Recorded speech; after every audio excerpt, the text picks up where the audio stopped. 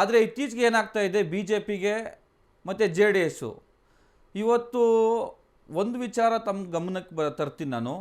ಕರಾವಳಿ ಭಾಗದಲ್ಲಿ ಆಗ್ತಾ ಇರುವಂತಹ ಇಂತಹ ಘಟನೆಗಳು ಇವತ್ತು ಉತ್ತರ ಕರ್ನಾಟಕ ಭಾಗಕ್ಕೂ ಬಂದಿದೆ ಅಂದರೆ ಇದು ಎಷ್ಟರ ಮಟ್ಟಿಗೆ ಅದನ್ನು ಹಬ್ಬಿಸಿದ್ದಾರೆ, ಎಷ್ಟರ ಮಟ್ಟಿಗೆ ಇದನ್ನು ಇಲ್ಲಿ ಕಾರ್ಯಕರ್ತರ ಮಧ್ಯೆ ಇದನ್ನು ದ್ವೇಷವನ್ನು ಹರಡಿಸುವಂಥ ಕೆಲಸವನ್ನು ಮಾಡ್ತಾ ಇದ್ದಾರೆ. ರಾಜಕಾರಣವನ್ನು ಇವತ್ತು ಈ ಒಂದು ನೀಚ ಮಟ್ಟಕ್ಕೆ ಕೆಳಮಟ್ಟಕ್ಕೆ ತಗೊಂಡು ಹೋಗ್ತಾ ಇದ್ದಾರೆ ಅಂದರೆ BJPಯವರಿಗೆ ಅಧಿಕಾರದ ಆಸೆ ಎಷ್ಟಿದೆ ಅನ್ನೋದನ್ನು ಈ ಒಂದು ಉದಾಹರಣೆನೇ ಸಾಕು. ಸಾಕಷ್ಟು ಉದಾಹರಣೆಗಳು ಈ ರಾಜ್ಯದಲ್ಲಿ ನಡೆದಿದೆ, ಸಾಕಷ್ಟು ಕಾರ್ಯಕರ್ತರ ಕೊಲೆಗಳು ನಡೆದಿದೆ. ಯಾಕೆ ನಡೆದಿದೆ ಅಂದರೆ ಇವತ್ತು BJP ತನ್ನ ಅಧಿಕಾರಕ್ಕೋಸ್ಕರ ಏನು ಬೇಕಾದರೂ ಮಾಡ್ತದೆ ಅನ್ನೋದು ಕೂಡ ಇದು ಸ್ಪಷ್ಟ ಉದಾಹರಣೆ. ಕರಾವಳಿ ಭಾಗದಲ್ಲಿ ಪ್ರವೀಣ್ ನೆಟ್ಟಾರು ಆಗ್ಬೋದು, ಸುಹಾಸ್ ಕೊಲೆ ಆಗ್ಬೋದು, ಶಿವಮೊಗ್ಗದಲ್ಲಿ ಆದಂಥ ಒಬ್ಬ ಯುವಕನ ಕೊಲೆ ಆಗ್ಬೋದು.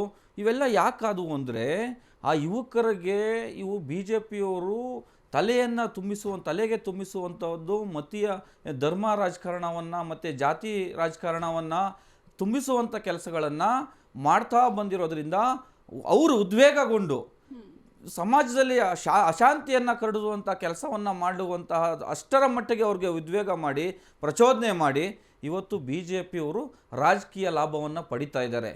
ಇವತ್ತು ನಮ್ಮ ಒಬ್ಬ ಕಾರ್ಯಕರ್ತರ ಸತ್ತಿರ್ಬೋದು, ಆದರೆ ಸಾವಿರಾರು ಕಾರ್ಯಕರ್ತರು ಇವತ್ತು ಇದನ್ನು ಎದುರಿಸಲಿಕ್ಕೆ ಕಾಂಗ್ರೆಸ್ ಕಾರ್ಯಕರ್ತರು ಸಿದ್ಧರಿದ್ದಾರೆ. ನೀವು ಎಷ್ಟೇ ಷಡ್ಯಂತ್ರಗಳು ರಾಜಕೀಯ ಪಿತೂರಿಗಳನ್ನು ಮಾಡಿದ್ರು ಕೂಡ ಯಾರೂ ಎದುರಿಲ್ಲ. ಒಂದು ಇವತ್ತು ನೀವು ಬಳ್ಳಾರಿ ರಾಜಕಾರಣ ವಿಚಾರಕ್ಕೆ ಬಂದರೆ ಎಷ್ಟು ದಿನ ಏನು ಜನಾರ್ದನ್ ರೆಡ್ಡಿ ಅಂಡ್ ಬ್ರದರ್ಸು ರಾಜಕಾರಣವನ್ನು ಮಾಡ್ತಾಯಿದ್ರು. ನಾವೇ ಈ ಸಾಮ್ರಾಜ್ಯದ ದೊರೆಗಳು, ನಾವೇ ಈ ಸಾಮ್ರಾಜ್ಯವನ್ನು ಕಟ್ಟಿದ್ದೀವಿ, ಬಳ್ಳಾರಿ ಏನಾದರೂ ಇವತ್ತು ಏನು ಅಭಿವೃದ್ಧಿ ಆಗಿದೆ ನಾವೇ ಮಾಡಿರೋದು, ಇಲ್ಲಿ ನಮ್ಮದೇ ನಡಿಬೇಕು ಅನ್ನೋದು ಕೂಡ ಅವರಲ್ಲಿ ಅವರ ಮನಸ್ಥಿತಿ ಇದೆ. ಅಂಥದ್ರಲ್ಲಿ ಒಬ್ಬ ಯುವ ರಾಜಕಾರಣಿ ಭರತ್ ರೆಡ್ಡಿ ಅನ್ನೋರು ಆ ಸವಾಲುಗಳನ್ನು ಎದುರಿಸಿ, ಅವರು ಒಡ್ಡುವಂತಹ ಬೆದರಿಕೆಗಳನ್ನು ಸವಾಲುಗಳನ್ನು ಎದುರಿಸಿ ಇವತ್ತು ಅಲ್ಲಿ ತನ್ನ ರಾಜಕಾರಣವನ್ನು ಪ್ರಾರಂಭ ಮಾಡಿದ್ದಾರೆ. ಮೊದಲನೇ ಬಾರಿಗೆ ಶಾಸಕರಾಗಿ ಬಂದಿದ್ದಾರೆ. ಅದನ್ನು ಸಹಿಸ್ಕೊಳ್ಳೋಕ್ಕಾಗ್ತಾ ಇಲ್ಲ, ಅವ್ರಿಗೆ ಸಹಿಸ್ಕೊಳ್ಳೋಕ್ಕಾಗದೆ ಇಂತಹ ಪಿತೂರಿಗಳನ್ನು ಮಾಡ್ತಾ ಇದ್ದಾರೆ. ಆ ಒಂದು ಜನ ಏನು ಇವತ್ತು ಭರತ್ ರೆಡ್ಡಿ ಅವರು ನಿಂತಿದ್ದಾರೆ, ಅವ್ರಿಗೆ ಎದುರಿಸೋಕ್ಕಾಗದೆ ಇಂತಹ ಒಳಸಂಚನ್ನು ಮಾಡಿಕೊಂಡು ಏನಾದರೂ ಮಾಡಿ ಅವರನ್ನು ಎದುರಿಸಬೇಕು, ಇಲ್ಲಿಂದ ಜಾಗ ಖಾಲಿ ಮಾಡಿಸ್ಬೇಕು ಅಂತ ಇವತ್ತು ರೆಡ್ಡಿ ಬ್ರದರ್ಸು ನಿಂತಿದ್ದಾರೆ. ಅವ್ರಿಗೆ ಇವತ್ತು ಬೇರೆಯವರು ಕೂಡ ಸಪೋರ್ಟ್ ಮಾಡುವಂಥದ್ದು, ಅವ್ರಿಗೆ ಅವ್ರ ಜೊತೆಗೆ ನಿಲ್ಲುವಂಥ ಕೆಲಸವನ್ನು ಮಾಡ್ತಾ ಇದ್ದಾರೆ. ಒಂದು ತಿಳ್ಕೊಳ್ಳಿ, ನೀವು ಎಷ್ಟೇ ಬ್ರದರ್ಸು ಯಾರೇ ಬಂದರೂ ಕೂಡ ಭರತ್ ರೆಡ್ಡಿಯವ್ರನ್ನ ಎದುರಿಸ್ಲಿಕ್ಕೆ ಸಾಧ್ಯನೇ ಇಲ್ಲ. ಅವರು ಇವತ್ತು ಸ್ಪಷ್ಟವಾಗಿ ಜನಸೇವೆ ಮಾಡಲಿಕ್ಕೆ ಅಂತ ಉದ್ದೇಶ ಇಟ್ಕೊಂಡು ಬಂದಿದ್ದಾರೆ.